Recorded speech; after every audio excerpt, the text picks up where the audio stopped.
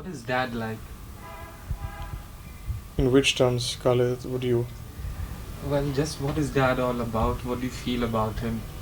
How did you see him as a child? Well, it's like this. Dad, as a father, is everything to me because I lost my mother at the age of 19. And I've idolized my father all throughout, and I don't think I could ever idolize anyone else but him. He's been absolutely super. In fact, I got along with my dad a little much better than I got along with my mom. And well, it's a one-sided total worship. He's fabulous. He's everything, absolutely. Was he very lenient or strict in your He was the lenient one. In fact, my mother was very strict, and she had these ambitions that I should get into, medicine and physics and all. And Dad was always the one. He said, "Nanny, if you want to get into films, it's absolutely all right." And he was totally lenient. Anything I wanted, I could rely on Dad, and I'd get that. Did your dad spoil you? Yes, he totally spoilt me. I think I attribute this to Dad missing his father. Losing his father at a very, very early age. And whatever affection, love, and everything he missed from his father, I think he showered that hundreds of times onto me. So, it's been anything I've wanted, everything I've wanted. Dad has done anything and everything for me.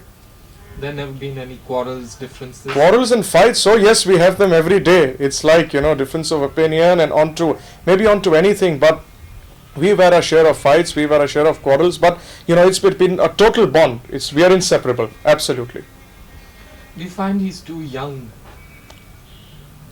He is basically a man young at heart, and as someone says it, you're as old as you feel. He is as young as he feels. In fact, I would rather say he's a little bit younger than me. He moves faster than me, he talks, walks, everything about him is action-packed. He's totally action-oriented. You wanted to be something else, right? Like a musician or a drummer at one point of time? Yeah, at one point of time I had my orchestra with me. We had this group and all, like someone like this Babla and this orchestra and this show. So I always wanted to do that. And I used to collect a few musicians down into the house and sing and dance. And one fine day I just got one, dancing girl from some way out from in the hearts of Bombay. And as Dad came home, the car approached from onto the roads. He sees a girl dancing in his house. He came in and he said, "What the bloody hell is going on? This house is not a blinking quota. Get this girl out of here." And he says, "Either you want to be a drummer or you want to do an orchestra or you join films. You can't have both of it." So I packed up that fine day, and after that I've been associated with him totally. Did he ever force you to study, for instance? He was the only person who told me, "Don't worry, finish school and get into films." My mother had a lot of aspirations, as I told you, getting into, like becoming a lawyer or a doctor or something. And Dad was, as I said, he was the lenient one. So there have been no problem. Isn't it difficult for you to get out of his shadow? Well, I am very proud of the fact that I am Manmohan Desai's son. I will always be Manmohan Desai's son, though he always says, "I would like you to be successful and to be known as," I would like to be known as Ketan Desai's father, but I'd always like to be known as Manmohan Desai's son. I really don't see any problem. I don't feel, that kind of thing, that living in a shadow, because I feel if I make it, he's giving me all the opportunities to make it, all the confidence and everything. He's behind me. So I doubt whether he wants me to live in his shadow. I don't think so. But if you make a hit on your own, won't the credit go to him? Absolutely. Every big filmmaker faces, if I make a hit film, every filmmaker, a son of a big filmmaker or a big producer director faces this problem. They always say, if Tufan runs, they'll say, "Oh, Manmohan Desai directed the film," or Amitabh Bachchan had a very big hand in it. No doubt Amitabh Bachchan from the acting point of view has the biggest hand in Tufan. But the success credit will always go to Manmohan Desai. This happens for a few films. After a few films, well then, finally they get down to the accepting the fact, yaar, ye bhi thoda apna kaam janta hai. That kind of thing. But if you make the flop, the burden falls on you. The burden falls totally on me, like it did in Allah Rakha. I did my first directorial venture, which didn't meet its expectations and marks of a Manmohan Desai film.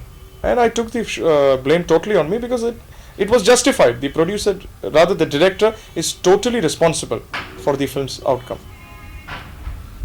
Do you think you know your dad closely, or is he actually a lonely chap? Dad, it's like this. Even before my father speaks, I know what he's going to speak, what sentence he wants to speak. There have been so many times, most of our lives, we've communicated just looking at each other. We don't need words. I know exactly what he wants, what he means, even he doesn't have to say it, and it's vice versa. So, He has no bad habits. Dad, no. No bad habits. I mean, that's one of the chief points that has gone to making him the Manmohan Desai. I mean, it's not Manmohan Desai just with his talent. It's a hell of a lot of discipline put into it. Does he ever feel you're too lazy or something? No, not lazy. He doesn't feel I'm too lazy. But it's always like this. He's so dynamic that he wants everybody, why his son, he wants every member of the staff to just be on the go all the time. So for him, your best is still not best enough. Do you ever miss not having a brother or a sister? No, no, no way. I don't miss having a brother or a sister for one simple reason. I mean, let's say selfishly, I've all the attention, all the love and affection is totally one-sided. So I wouldn't share that for anything in the world, not at all.